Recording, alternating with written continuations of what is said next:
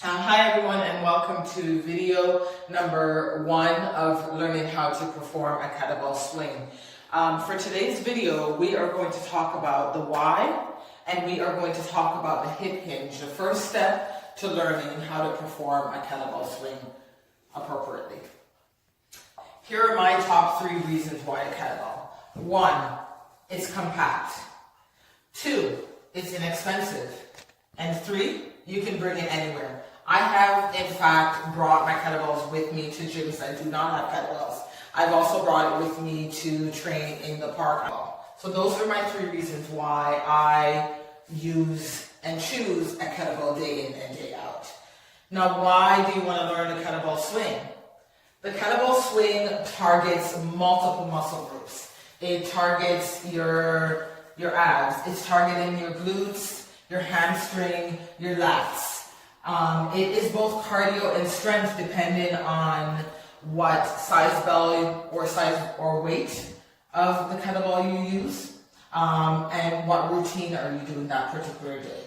It is also super helpful in improving your hip mobility, your hip strength, and your hip power.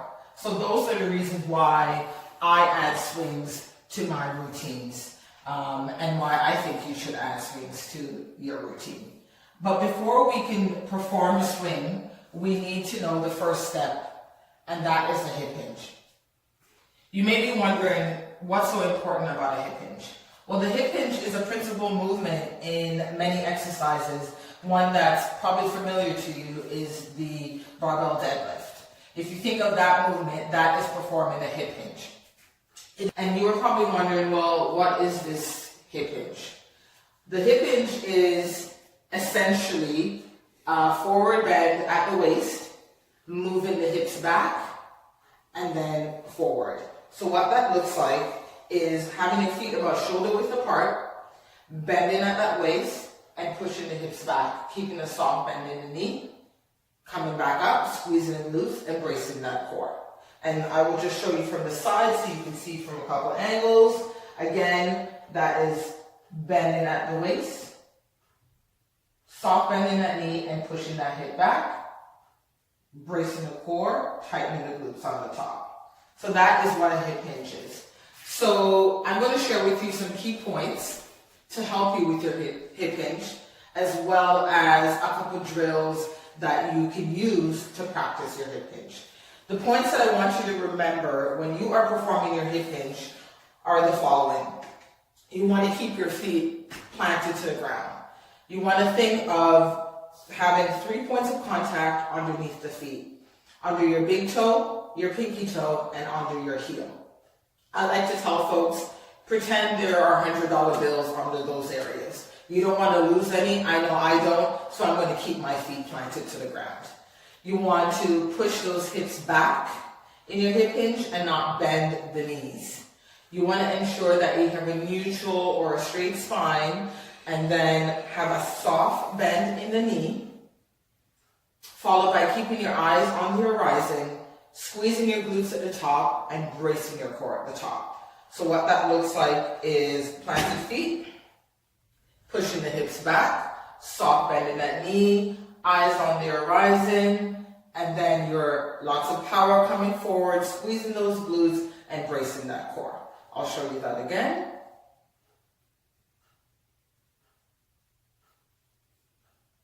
And then just from the side again, so you have a couple angles, bending at the waist, soft knees, pushing the hips back, eyes on the horizon, pulling the hips forward, squeezing the glutes, bracing the core. I'll do that again.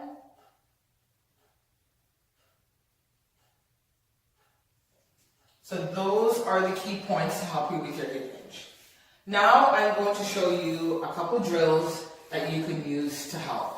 And these can be done at home with items that you can easily find at home. The first we are going to use is a wall. Nice and easy to find that in your home. The second item that I'm going to be using is this broomstick. This is for the dowel hinge, but I do not have a dowel, so I will be using a broomstick, and that is something that you can easily use at home as well. You just need something light that you can use for this drill.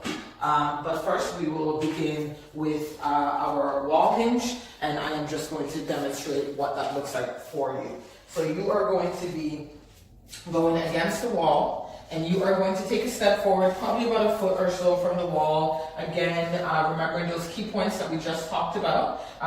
You are doing that shoulder width apart, planted feet, and then you are going to try and have your bum pushing back the hips to hit that wall.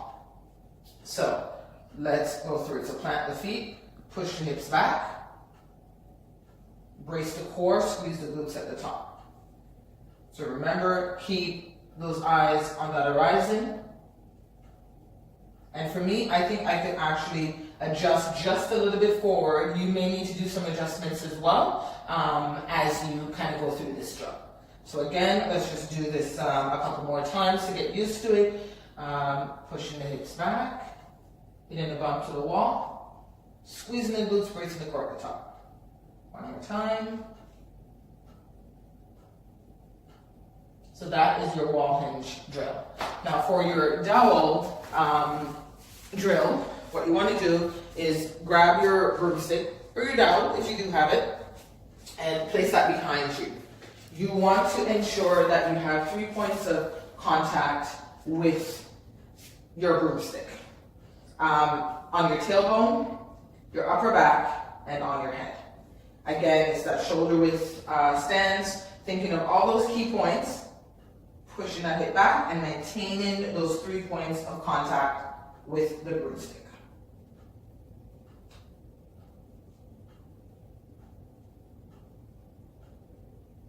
This drill will help you to progress and perfect your hip hinge. So that is the broomstick hinge. If you so choose, you could in fact put those two drills together. So again, it is behind you, 3 points of contact. You do want to put it a little bit higher so that you don't have a broomstick going through your wall. But again, still have those 3 points of contact with it, and then you're stepping away from the wall, hinging back, and up. And that's how you could do this using both of those tools. So I challenge you to use these drills to think of those key points of contact and to get your hinge under control. And I will see you for video number 2. Take care.